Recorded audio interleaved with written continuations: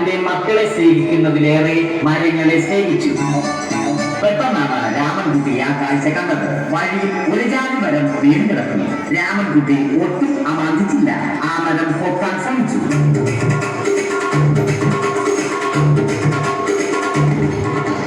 നടക്കുന്നില്ല.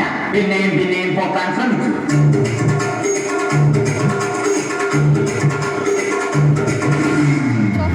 നടക്കുന്നില്ല. രാമൻകുട്ടി വഴിയെ പോയവരെ എല്ലാവരെയും സഹായത്തിന് വിളിച്ചു.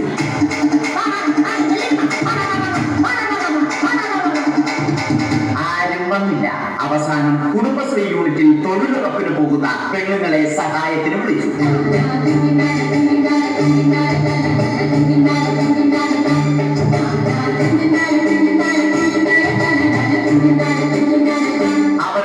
അവർ അവരുടെ സ്ഥിരം പണി തുടങ്ങി. അത് കണ്ട ദേഷ്യം വന്ന രാമൻകുട്ടി മരത്തെ ഒറ്റയ്ക്ക് പിടിച്ചു പോക്കി.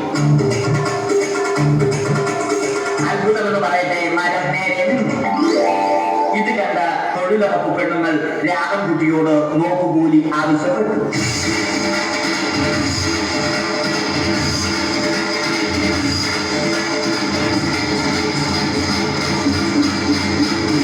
പോക്കറ്റില്ലാത്ത ബനിയൻ ധരിച്ച രാമൻകുട്ടിയുടെ പോക്കറ്റ് വരെ കീറിയിട്ടാണ് പെണ്ണുങ്ങൾ പോയത്.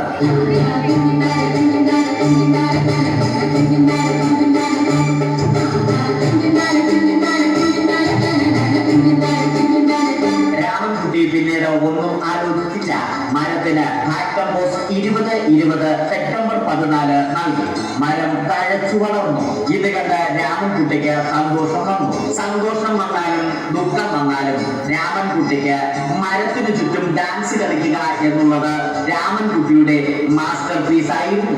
ആ മാസ്റ്റർ പീസ് രാമൻകുട്ടി ഇവിടെയും എടുത്തു.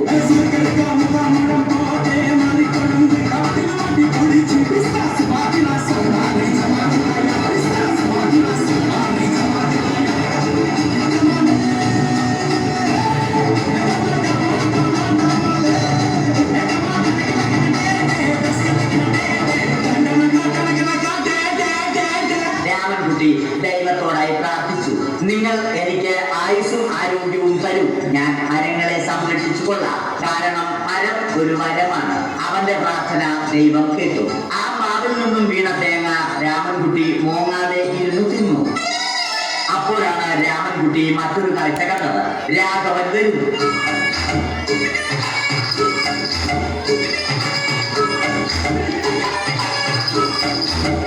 മരം മുറിക്കൽ ഹോബിയാക്കിയ, അതിലുപരി ജോലിയാക്കിയ രാഘവൻ മരങ്ങളുടെ ശത്രുവൻ.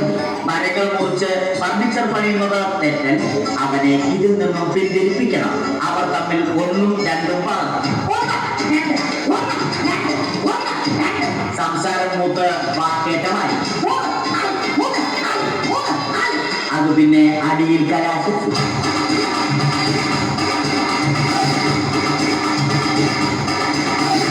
നല്ല മനസ്സിന് ഉടമയായ രാമൻകുട്ടി കംപ്ലീറ്റ് അടിയും വാരിക്കൂട്ടി.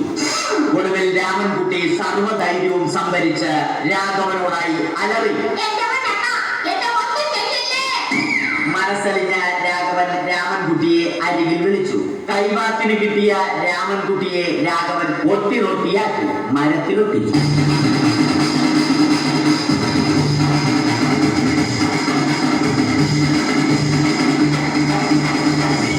ഇന്നത്തെ പണി കഴിഞ്ഞ രാഘവൻ സംതൃപ്തിയോടെ വീട്ടിലേക്ക് മടങ്ങി. തനിക്ക് തല്ലി കിട്ടിയാലും മരത്തെ രക്ഷിക്കാൻ പറ്റിയ സന്തോഷത്താൽ രാമൻകുട്ടി മരത്തെ കെട്ടിപ്പിടിച്ച് പൊട്ടി പൊട്ടി കരഞ്ഞു.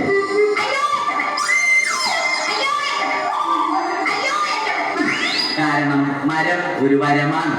കെട്ടിപ്പിടിക്കാൻ ഏറ്റുവാങ്ങിയ മരം നാണം കൊണ്ട് ചില്ലകൾ താഴ്ത്തി. മരത്തെ രക്ഷിച്ച ക്ഷീണത്തിൽ രാമൻകുട്ടി മരച്ചുമട്ടിലിരുന്ന് ഉറങ്ങിപ്പോയി. പെട്ടെന്നാണ് അത് സംഭവിച്ചത്. പ്രകൃതി അതിന്റെ തനിക്കോണം കാണിച്ചു തുടങ്ങി. മഴയും കാറ്റും ഇടിയും വന്നു. അതോടൊപ്പം കോളം വന്നു. കോളെടുത്ത് രാമൻകുട്ടി പറഞ്ഞു.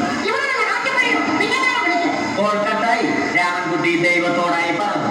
കാറ്റും മഴയും അതൊന്നും ചെവിക്കൊണ്ടില്ല. രാമൻകുട്ടിയുടെ മരം ആടി ഉലഞ്ഞു. രാമൻകുട്ടി ദൈവത്തോടായി വീണ്ടും പറഞ്ഞു. വരം കിട്ടിയതുപോലെ രാമൻകുട്ടി തന്റെ ചൂണ്ടുവിരൽ കൊണ്ട് മരത്തെ താങ്ങി നിർത്തി.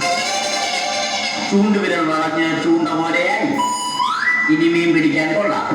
അവസാനം സംഭവിക്കേണ്ടത് സംഭവിച്ചു. രാമൻകുട്ടി അടിയിലും മരം മുകളിലും. അന്ത്യശ്വാസം വലിക്കുന്നതിനു മുമ്പ് രാമൻകുട്ടി ദൈവത്തോടായി ഇങ്ങനെ പറഞ്ഞു.